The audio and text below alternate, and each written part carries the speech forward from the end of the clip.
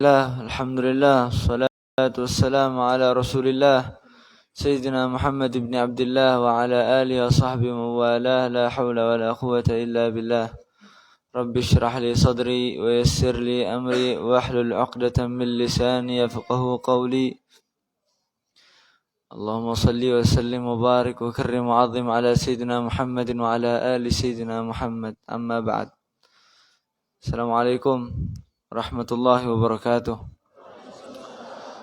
Alhamdulillah, hadirin dan hadirat yang dimuliakan Allah Subhanahu wa taala. Bil khusus yang saya hormati dan saya muliakan para kiai, para ulama, para habaib, para ajengan, para sesepuh yang sama-sama kita hormati dan sama-sama kita muliakan. Mudah-mudahan kita doakan Allah panjangkan umur mereka. Allah tetapkan mereka dalam jalan yang benar insyaallah, amin ya rabbal alamin. Taib, kita sudah membaca daripada 1000 salawat kepada Nabi Muhammad sallallahu alaihi wasallam. Saya akan menjelaskan sedikit daripada keutamaan salawat kepada baginda Nabi Muhammad sallallahu alaihi wasallam. Saya tidak akan panjang lebar di sini, saya hanya menerjemahkan daripada kitab Jalailul Afham karangan Syekh Ahmad Marzuki. Beliau ini mengarang bait Aqidatul Awam. Separuh daripada baitnya itu beliau dapatkan di dalam mimpinya bertemu dengan baginda Nabi Muhammad SAW. Jadi beliau, kalau nggak salah beliau tuh mengarang baitnya itu cuma 10. Sisanya beliau tidur bermimpi dengan baginda Nabi Muhammad SAW, kemudian dilanjutkan oleh Nabi Muhammad SAW. Taib, dikatakan fi kitabihi Jalailul Afham fi fadli salatu wassalam ala khairil anam, daripada keutamaan bersalawat kepada Nabi Muhammad SAW. Ada 40 faedah. Jangar lamun kurang disebutkan kabeh. Saya tikanya capek orang gitu. Bismillah. Yang pertama, apa daripada keutamaan salawat itu? Yang pertama, mematuhi daripada perintah Allah Subhanahu wa taala. Karena Allah Subhanahu wa taala menyebutkan dalam firman-Nya, innallaha wa malaikatahu yusholluna ya ayyuhalladzina amanu shallu alaihi wa sallimu taslima. Kalimat shallu ini adalah fi'il amr. Ini adalah perintah dari Allah Subhanahu wa taala. Maka jika kita bersalawat kepada Nabi Muhammad SAW, itu kita mematuhi daripada perintah Allah Subhanahu wa taala. Kemudian fawaid atau faedah yang kedua, muwafiqatullahi Subhanahu wa taala fi salati ala Nabi SAW ikhtilafa salatan. Jadi gini, kita ini menyamai perbuatannya Allah. Kan Allah bersalawat, innallaha wa malaikatahu yusholluna 'alan nabi. Allah bersalawat kepada Nabi Muhammad SAW. Tapi salawatnya Allah ini, salawat dari Tuhan itu berupa rahmat. Kalau kita salawat menginginkan hajat. Kalau Allah itu salawatnya nurunkan rahmat. Allah itu salawat kepada Nabi Muhammad SAW memberikan rahmat kepada Nabi Muhammad SAW. Jadi sama perbuatannya tapi beda maksud. Karena yang melakukan ini beda zat. Kita makhluk, Allah khaliq, pencipta. Jadi beda. Satu jalur tapi beda arah gitu loh. Salawatnya kita kepada Nabi Muhammad SAW nih sama Allah, cuma beda arah. Terus kita menyamai daripada perbuatannya malaikat, subhanallah. Menyamai perbuatannya Allah, menyamai perbuatannya malaikat. Makanya jika ada orang kalau salawatnya itu kenceng sama Nabi Muhammad SAW, maka perbuatannya dia tuh yang baik-baik aja. Adem gitu perbuatannya dia tuh, Allah tuh selalu nuntun dia. Ada yang ngarahkan dia di hati tuh, kayak ada yang ngedorong dia ke kebaikan tuh. Beda kalau orang nggak pernah salawat sama Nabi Muhammad SAW. Yaitu orang kalau jauh dari malaikat dekatnya sama apa? Sama iblis, sama syaitan. Maka orang kalau jarang salawat sama Nabi Muhammad SAW berarti jika sah, jika jurig. Masya Allah. Perbanyak salawat kita kepada Nabi Muhammad SAW. Semakin banyak salawat kita kepada Nabi Muhammad SAW, semakin dekat amal perbuatan kita itu semakin mirip sama perbuatannya para malaikatnya Allah. Ibadah, berbuat baik. Baik, apa fawaid atau faedah yang selanjutnya? Pak, gak ada satu amal ibadah pun yang dibalas 10 kali lipat sama Allah, kecuali Al-Quran sama salawat sama Nabi Muhammad SAW. Jadi kita ini udah dipermudah sama Allah, udah dikasih cara sama Allah buat umat-umat yang haredang jika arurang, itu dikasih yang gampang-gampang udah sama Allah. Dikasih Al-Quran sama salawat. Maka kalau kita tetap malas salawat sama Nabi Muhammad SAW, fala talumanna illa nafsak. Gak ada yang bisa disalahin kecuali diri kalian sendiri. Jadi sebenarnya yang bikin hidup kita susah nih kita sendiri. Kita kadang-kadang yang lupa sama Nabi Muhammad SAW. Sering saya katakan, Allah tuh punya orang dekat. Setiap orang tuh punya orang dekatnya masing-masing. Lah kalau orang dekatnya ini dilupakan, kita tuh pasti sakit hati. Mungkin sebagian dari kita, sebagian dari antum-antum sekalian belum ada yang ngedengar. Belum ada yang mendengar. Misal, ana dekat sama Habib Syekhon bin Syahab. Ana sering ngasih antum nih uang nih. Ana sering ngasih antum uang. Ana nggak butuh antum timbal balik ke ana itu sebenarnya nggak terlalu dipandang gitu loh. Kayak ngebales, ya alhamdulillah, nggak ngebales ya nggak apa-apa. Orang saya sering ngasih juga, artinya saya punya uang gitu loh. Tapi ketika orang deket saya, Habib Syekhon, minta tolong sama antum-antum yang antum ini anak sering ana bantu gitu loh. Sering ana bantu. Orang yang sering ana bantu, ternyata ana punya orang deket minta tolong sama ente tolak. Kira-kira sakit hati enggak ana? Ana sering bantu ente kok. Orang deketnya ana ente tolak. Nah begitu pula Allah Subhanahu wa taala. Allah itu punya orang dekat. Siapa orang dekatnya Allah? Ya jika antara runduh ya tanya. Kunaon euy? Damang. Aman, otak aman. Tong mikiran namanya kontrakan atuh. Taib. Begitu kalau orang dekatnya Allah kita lupakan, itu Allah akan mempersulit hidup kita, Pak. Akan semakin sulit hidup kita. Semakin kita lupa sama Nabi Muhammad, semakin sulit. Semakin rumit hidup kita. Semakin liar, lebok kusiata. Kita ini harus sadar diri, segala sesuatu itu butuh butuh perjuangan gitu loh. Ingin sesuatu, harus ngerjain sesuatu. Ya kayak gitu, itu dunia. Nggak bisa, kita nih pengen dapat barang tapi nggak pengen beli. Pengen langsung dapat untung, gimana caranya? Nggak masuk akal. Susah, nanti ngadu, Habib, hidup saya ini susah. Ditanya salawatnya gimana, salawatnya walawele. Susah, kalau salawatnya antum kenceng, terus antum hidupnya antum masih susah, itu baru antum konsultasi sama para habaib. Setelah apa? Setelah antum usaha. Setelah usaha baru konsultasi. Jangan obatnya nggak diminum, tapi ente dikasih obat sama dokter. Obatnya nggak ente minum. Jarak seminggu ente datang lagi ke dokter. Dokter, ini penyakit saya kunaon teh sembuh-sembuh. Obatnya tadi lebuk. Makan dulu obatnya. Kalau obatnya antum makan, antum sehat. Kalau obatnya nggak antum makan, gimana caranya antum mau sehat? Gitu kan logikanya. Iya kan? Kemudian udah cukup. Kemudian yarfa'ul abdu biha asyra derajat. Kemudian diangkat derajatnya seorang makhluk itu ketika berselawat kepada Nabi Muhammad SAW. Satu salawat saja itu 10 derajat. Jadi kalau antum salawat 1000 ngapung. Masya Allah. Maksudnya apa? Derajatnya antum ini sangat dekat sama Allah Subhanahu Wa Taala. 1000 aja, jangan banyak-banyak. Berapa menit sih? Ya kalau bareng-bareng gini kan nungguin kan. Jadi lama kerasanya. Kalau antum salawat sendiri itu 10 menit selesai. Sallallahu alaihi Muhammad, sallallahu alaihi Muhammad. Salawat Jibril.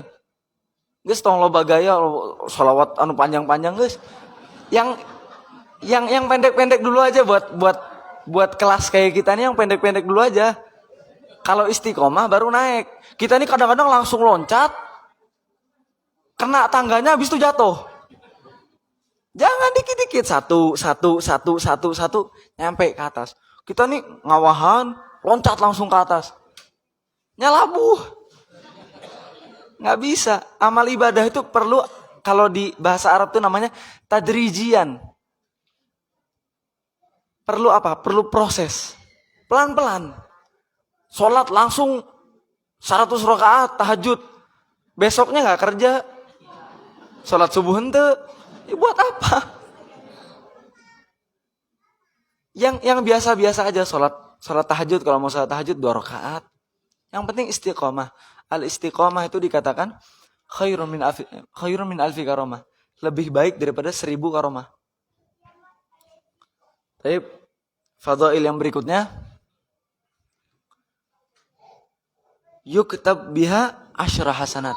Dituliskan di catatan amalnya 10 kebaikan. Setiap satu salawat 10 kebaikan. Wa yamhu lahu biha asyra sayyiat. Dan dihapuskan di amal keburukannya 10 keburukan. Jadi derajatnya antum diangkat 10 kali lipat. Pahalanya antum dilipat gandakan 10 kali lipat. Dosanya antum dihapus 10 kali lipat. Jadi gak ada alasan buat kita malas sama salawat kepada Nabi Muhammad SAW. Ini gak ada alasan. Emang malasnya kita nih. Kenapa Beb? Kadang-kadang anak nih susah banget mau ibadah itu Beb. Itu tuh bisa bab goswatul galab. Gersangnya kita punya jiwa. Lobating maksiat. Kebanyakan maksiat kita nih. Lah, hati itu kalau sudah wa inna ab'ada qulubin nasi mir rabbinar rahimi qalbun qasi. Dan paling jauhnya hati di sisi Allah Subhanahu wa taala itu adalah hati yang keras. Hati yang batu. Hati yang hidung geus warnaan, geus cahayaan sama sekali. Tinggal cahaya iman, la ilaha illallah Muhammadur Rasulullah. Tapi insya Allah itu semua bakal membawa kita kepada surganya Allah Subhanahu wa taala. Amin ya rabbal alamin. Kemudian sholawat adalah salah satu sebab dikabulkannya doa kita kepada Allah Subhanahu wa taala. Kalau kita doa sama Allah Subhanahu wa taala itu, makanya para habaib, para ulama, para kiai, para ajangan tuh kalau mau doa diawalin apa? Bismillahirrahmanirrahim ala sayyidina Muhammadin wa ala ali sayyidina Muhammad. Baru dimulai doa. Terus akhirnya ditutup dengan salawat sallallahu alaihi wasallam walhamdulillahirabbil alamin. Benar? Apa itu faedahnya? Jadi malaikat ini dia ada malaikat yang ditugaskan oleh Allah Subhanahu wa taala untuk nyaring doa-doa kita. Kalau doa-doa hamba-hambanya Allah anu lieur, anu ripuh, hatinya teh ripuh, itu sama malaikat tuh ditahan. Gimana caranya menembus pertahanan malaikat tadi supaya bisa sampai langsung ke Allah? Gimana? Sebelum doa baca sholawat 3 kali, setelah doa baca sholawat 3 kali. Itu malaikat nggak bisa nahan, langsung sampai sama Allah Subhanahu wa taala. Dihandle ku sholawat lah muncul orang Sunda mah. Dikawal sama sholawat ini tadi. Subhanallah.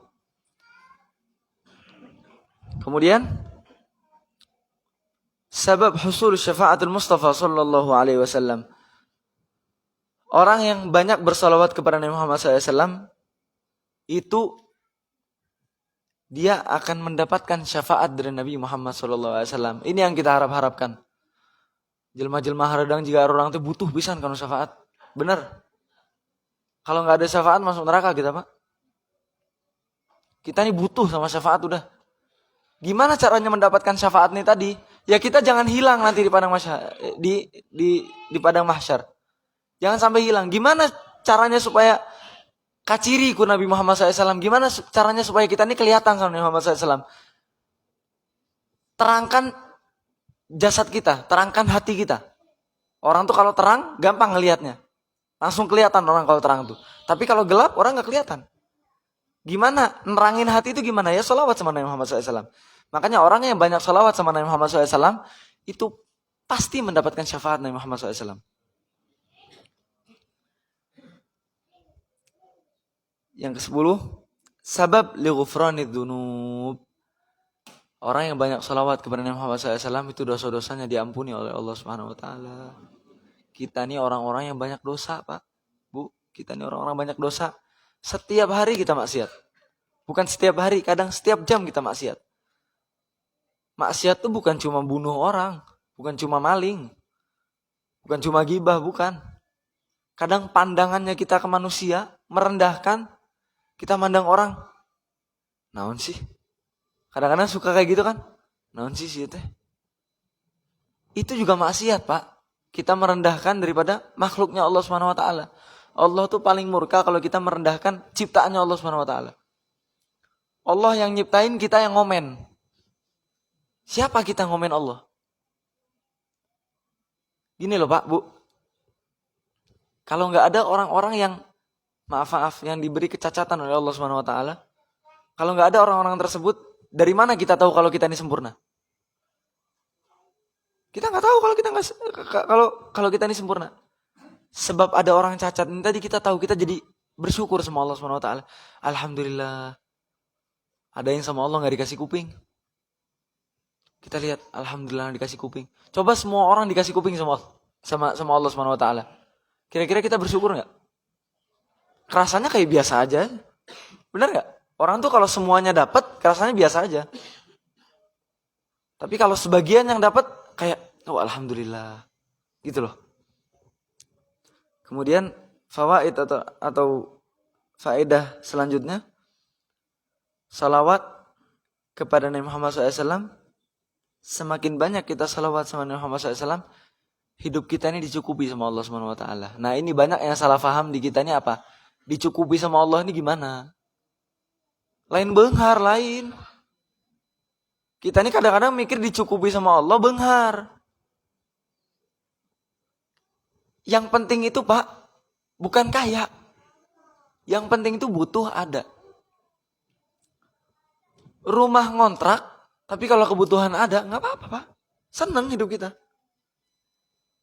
Tapi percuma, kaya tapi liar. Kaya, tapi wah, pajaknya makin gede, orang kaya kan, mobilnya makin bagus, pajaknya makin gede. Kita mah aduh, Supra, aduh pajaknya ge.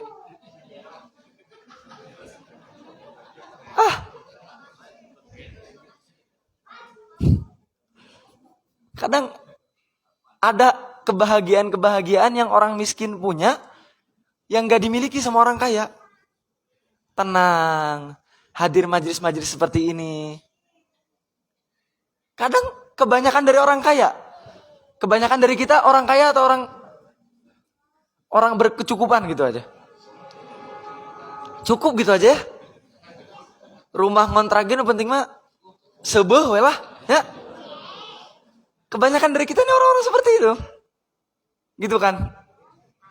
Coba yang hadir di sini yang kaya bisa dihitung. Benar nggak? Yang kaya bisa dihitung. Kalau yang punya uang itu dia diberi nikmat sama Allah lebih banyak di menghadiri majelis-majelis seperti ini, niscaya mobil-mobil bakal lebih banyak daripada motor. Benar nggak? Buktinya mobil berapa? 5, genap, mantap paling. Tage paling mobil paling pickup. Anu hadir teh. Anu golongan Alphard mana moal hadir moal. Pajero mah mobil urang atuh entong-entong gitu. Ya. Iya kan gitu. Orang-orang kaya ini kadang-kadang kasihan. Dia ingin menghadiri majelis-majelis seperti ini nih susah. Tekanan kantor, tekanan gini segala macam pikiran. Wah, diweuh hidupnya teh. Mending kita aduh enak. Sebelum majelis ngarokok lah. Ya gak? Setelah majelis ngopi masem ngarokok deui. Kan gitu. Itu dirasakan oleh orang-orang berkecukupan, jangan bilang miskin atuh. Kalau antum nggak berkecukupan, antum nggak bakal bisa beli motor, beli rokok nggak bakal bisa. Antum dicukupi itu sama Allah. Yang antum butuhkan ada. Sekarang ini yang antum butuhkan motor. Kelak nanti kalau Allah mandang antum lagi butuh mobil, antum Allah kasih mobil. Jangan khawatir. Tapi lamun tuh menang-menangnya, ya berarti bukan rezekinya antum gitu loh. Tapi semua itu diberi kebahagiaan jiwa sama Allah Subhanahu wa taala. Justru yang kebahagiaan jiwanya sempit itu orang-orang kaya, Pak. Serius, orang kaya tuh bingung dia. Nggak se-enjoy yang antum pikir gitu loh. Siapa ceritanya Korun ya? Ceritanya Korun itu dulu orang miskin, Pak. Korun itu dulu orang miskin. Dia minta sama Nabi Musa diajarin ilmu ngajian emas. Bikin emas. Katanya Nabi Musa, jangan, nanti kamu tertipu oleh dunia. Katanya Korun, enggak, insya Allah kalau anak punya harta, anak bakal sedekah. Tah, iya penyakitnya orang miskin dah kira. Namun orang boga duit ya, sodako orang mah. Orang boga duit, belikan ke orang sih iya ya. Gitu kan? Kalau misalnya lihat orang-orang kaya yang dia pelit sama orang miskin, langsung. Namun orang jadi si eta, orang bayar pasti. Bener kan? Padahal kita nggak tahu di kedudukannya dia nanti kita gimana. Kan itu, orang-orang miskin itu biasanya gitu. Orang tuh bisa diantep ya, jelma-jelma juga gitu. Kadang kita ini terlalu ngurusin hidupnya orang gitu loh. Kita nih ngurusin urusannya Tuhan, Pak. Udah biar Allah yang ngurusin, dia zalim. Dia zalim nih. Biar Allah yang ngurusin, kan ada Allah. Kita nih hidup kadang-kadang kita ini jadi Islam, tapi haliah keadaan hidup kita ini bukan haliah Islam. Kalau kita Islam, iman, orang beriman, bener-bener orang beriman, kita nggak bakal ngurusin hidupnya orang, ngapain? Hidup kita geri, kontrakan kecan anggus, mikiran hirup batur, kan antep biar Allah yang ngahakimin. Gitu kan enak. Orang kalau hidup sesuai perintahnya Allah ini enak, Pak. Nggak riweuh, santai. Ada orang zalim, ya Allah sadarkan dia ya Allah. Kalau dia nggak sadar, balas dia ya Allah. Selesai. Sadarkan dia ya Allah dengan caramu. Selesai. Nggak usah diurusin. Kalau antum urusin nambah masalahnya antum. Sebab kita ini orang miskin, kalau urusan sama orang kaya susah, Pak. Orang kaya ini dia megang segalanya di dunia ini. Kalau kita makin urusin hidupnya dia, sekarang gini. Kalau kita ngikutin perintahnya Islam, kalau ada orang zalim, didoakan, dah. Kira-kira masalah nggak hidup kita? Enggak, udah normal-normal aja, biasa aja. Tapi kalau kita ngelanggar aturannya Allah bilang jangan ghibah, antum ghibah. Jangan ngomongin orang, antum ngomongin orang. Ketika antum ghibah, dari sungut ke sungut. Dari mulut ke mulut. Wah, sampai ke orang kaya tadi. Si orang kaya tadi marah. Nah, dia ngegibah orang. Dia keluarin kekuatannya dia untuk mendolimi kamu. Susah gak kamu? Susah. Gara-gara siapa? Gara-gara sungut sia sorangan. Gara-gara mulut antum sendiri. Coba antum gak gibah. Seneng hidupnya antum, tenang, bisa ngarokok. Ya kan? Kemudian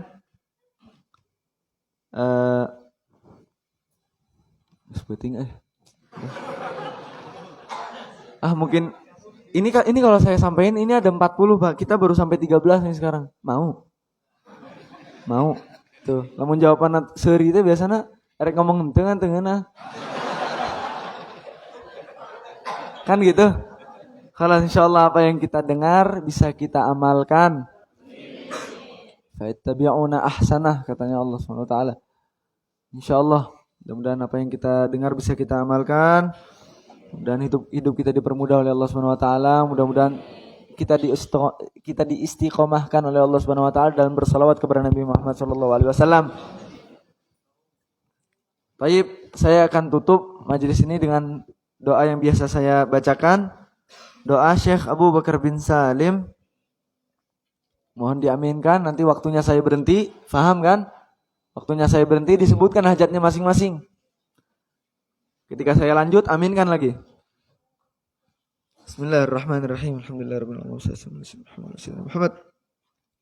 Bismillahirrahmanirrahim. Allahumma ya azim sultan, ya qadim al-ihsan, ya daim an-ni'am, ya kathir al-jud, يا واسع العطاء يا خفي اللطف يا جميل الصنع يا حليما لا يعجل صل يا ربي على سيدنا محمد وآله وسلم وارضى عن الصحابة أجمعين اللهم لك الحمد شكرا ولك المن فضلا وأنت ربنا حقا ونحن عبيدك رقا وأنت لم تزل لذلك أهلا يا ميسر كل عسير ويا جابر كل كسير ويا صاحب كل فريد ويا مغني كل فقير ويا مقوي كل ضعيف ويا مأمن كل مخيف يسر علينا كل عسير فتيسير العسير عليك يسير اللهم يا من لا يحتاج إلى البيان والتفسير حاجاتنا كثير حاجاتنا كثير حاجاتنا كثير وأنت عالم بها وخبير